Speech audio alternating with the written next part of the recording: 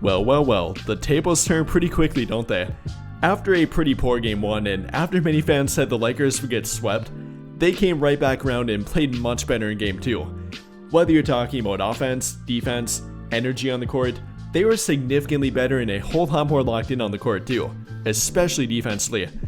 I mean, holding Minnesota to only 85 points, no matter if you're talking about the regular season or the postseason, that's pretty damn impressive.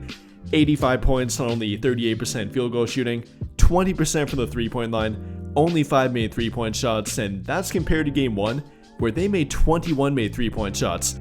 So yeah, we're talking about a 16 3-point shot differential here. Many Laker fans said, and the ones that didn't overreact to game 1, that the T-Wolves would not shoot that well again. And well, that definitely turned out to be true. Neither from the field or 3-point line did not come close to replicating their game 1 performance. And in my opinion, that came down to the Lakers defense and improved energy on defense too. From the very start of the game and all the way down to the final minute, they were significantly better on defense, definitely played harder on defense, and made a much more concerted effort to not only play defense, but play team defense, communicate on defense, and to absolutely no surprise at all, that improved energy led to the T-Wolves trying to play more aggressive, and that ultimately led to them getting in foul trouble, leading to 3 fouls for Naz Reid by halftime, which should have been 4 in my opinion, 3 fouls for Donte DiVincenzo, 2 of their bench unit guys and 2 of their most important guys in the rotation, 2 fouls on both Randall and McDaniels at halftime, Randall ending with 5 of them, McDaniels ending with 5 I think, maybe 4 of them. Also should have been called for a flagrant foul, if not for maybe an ejection, intentionally tripping Luka Doncic in my opinion, and really isn't an opinion after watching that replay, and all around getting them frustrated and a bit flustered on the court too, which led to their foul trouble and ultimately not playing well on either end of the court. And speaking of Luka Doncic, having another great game in this one, especially during the first half, dropping 22 points during the first half on 6 of 10 for the field, 2 of 5 from beyond the arc, really being the one guy that Minnesota has zero answer for. Whether they have Rudy Gobert on the court or off the court, they cannot contain Luka Doncic. But even more importantly, the supporting cast helped him in this one, especially from LeBron James and Austin Reeves, both them having a much better game in game 2 compared to game 1, LeBron going off for 21 points on 8 of 19 for the field, 1 of 5 from beyond the arc, not to mention grabbing 11 rebounds and playing great defense, playing a lot of center tonight with Jackson Hayes not playing well and definitely getting into foul trouble, then with 7 assists to only 2 turnovers.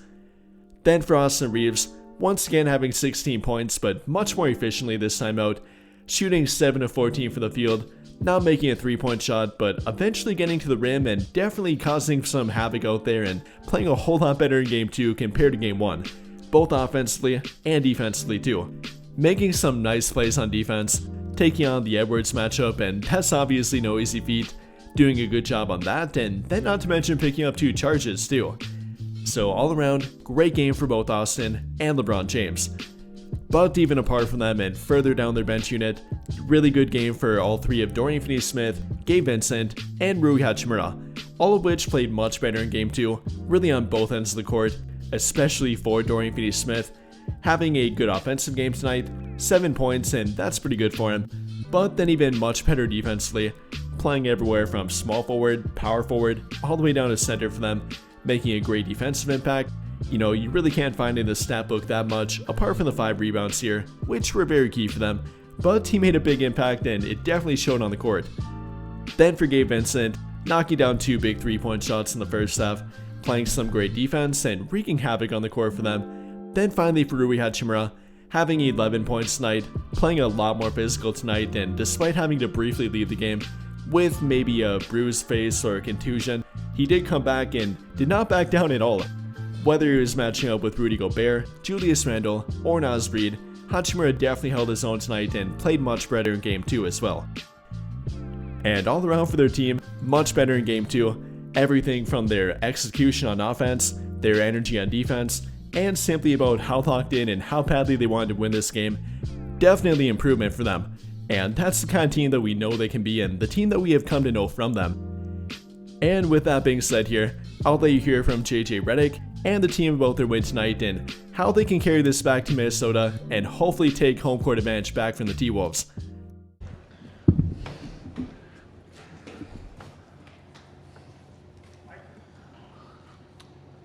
Luka, a lot of you guys told us like what you needed to do after game one, and it seems like you did that with the physicality and the effort on defense. Is there anything execution-wise that stood out to you on that end?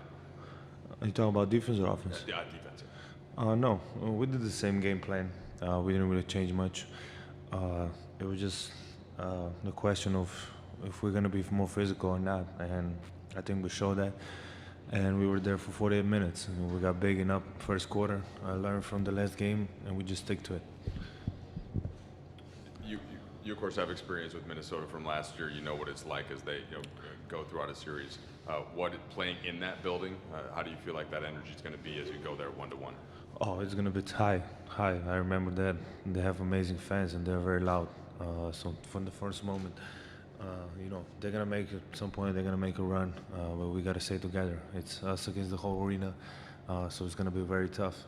I experienced that, and it wasn't easy, so we got to stay together no matter what. Luka, they cut it to 11 in the third. You guys were able to push it right back. I think a 10-2 run. Then they got it to 9 in the fourth. Again, able to hold them off. What were those moments like for your group? How do you feel like you leaned on one another to make sure that it didn't get any closer? Yeah, I mean, they have a great team, so at some point they're going to make a run. Just the matter how we responded. We responded by being who we are, and I think, like I said, I think we responded very well. And from on, I mean, to win a game, scoring 13 points in the fourth quarter, it's not easy. It was from defense and then going on from there. It seemed like the team as a whole did better with getting deeper into the paint, and that kind of helped get Minnesota into rotation. The kickouts were there. You kind of led the charge in that. Was that a talking point over the last couple of days, and how much was that emphasized coming into tonight? I think when we touch the paint, a lot of great things happen. Gets them in the blender, and we just gotta do that more. Obviously we talk about it. Gotta touch the paint no matter what. So that's what we're trying to do more, and I think we can still do a lot more than that. Hey, Luka. You obviously played a lot of playoff games before you even got to the NBA. But now that you've had enough NBA playoff games under your belt, what have you sort of learned about when to stay calm and still versus when to really panic? Or not you ever panic, but you know what I mean. Yeah, I mean, obviously not panic, but as me and Braun, leaders of the team, we got to keep the team together. Like I said, going into to Minnesota is going to be a war. The fans are going to be cheering like crazy. So no matter what, we can't panic. We got to stay together, and that's on me and Braun to keep the team together. Luka, you guys only had 15 assists as a team in game one, 23 tonight. You, LeBron, and AR each had 5 or more. What did you see in terms of just the ball movement, the playmaking, and just the way that you guys were organized offensively? JJ had mentioned that as a big thing. Yeah, I think like when he asked me about the paint, when we touch the paint, it's a lot of openings, and like I said, we got to do that more. And I think we shared the ball great today, and we got to keep doing that. Luka, vimos esa energía, qué tan físicos fueron en el primer cuarto, incluso la energía de la gente, tu celebración. ¿Qué mensaje se mandó desde el inicio imponiendo ese ritmo de lo que es esta serie? Sí, hemos empezado bien los dos partidos. En el primero no continuamos bien, pero creo que hoy hacemos un buen esfuerzo para estar en el partido. Hemos jugado muy duro, 48 minutos, y eso tenemos que seguir haciendo. Y bueno, la gente estuvo en el partido y eso lo agradezco mucho. Luka, buenas noches. Primero que nada, felicitarte por la victoria. Ahora es ganar el próximo jueves por allá en Minnesota, arrebatarles ese juego que les arrebataron aquí en Los Ángeles, ¿verdad? Sí, queremos jugar, ganar todos los partidos que podamos. Como hemos hablado, va a ser muy duro ahí. He jugado ahí, sé cómo es y va a ser muy duro. Tenemos que estar juntos todos los 48 minutos. Luka, tu experiencia en playoffs contra el equipo de Minnesota después de todos los juegos que has tenido contra ellos, como que ya te conocen, pero como que tú también los conoces a ellos, entonces se convierte en una lucha muy difícil para ti, pero también para ellos. Sí, bueno, como hemos visto hoy, ha sido muy duro todo el partido de ambos equipos, pero ir ahí, como he dicho antes, es muy difícil jugar ahí. Tenemos que estar juntos y no soy solo yo, es todo el equipo, tenemos que estar juntos. Hey, Luca, over here to your right. Right after the trade this year, you watched this team play a couple games, and it was at this stretch of the season where they're kind of like defensive-minded, sell out for every possession sort of mentality was really being forged. Do you remember when you saw guys like LeBron and Doe, but like Vanderbilt and Goodwin kind of flying around? Do you remember thinking about how hard the team you were joining was playing, and how valuable do you think that experience was tonight in a series where you're going to have to play that way? Yeah, I think they were playing like that the way we play today. And I remember that we went on a 7 or 8 game-winning streak. We were playing this kind of defense, and when we play this kind of defense for 48 minutes, I mean, it gives us a really good chance to win. And Luca, just to follow up on that defense, in the fourth quarter tonight, when they cut it to 9, Ant's dribbling down, and LeBron comes up and steals it. What did that kind of tell you about his effort defensively? Yeah, I mean, it was a great play. They were on a run, and he made a great play. He made a winning play, and that's what I really appreciate of him. Thanks, Luca. Oh, thank you. Like that. 9 assists better.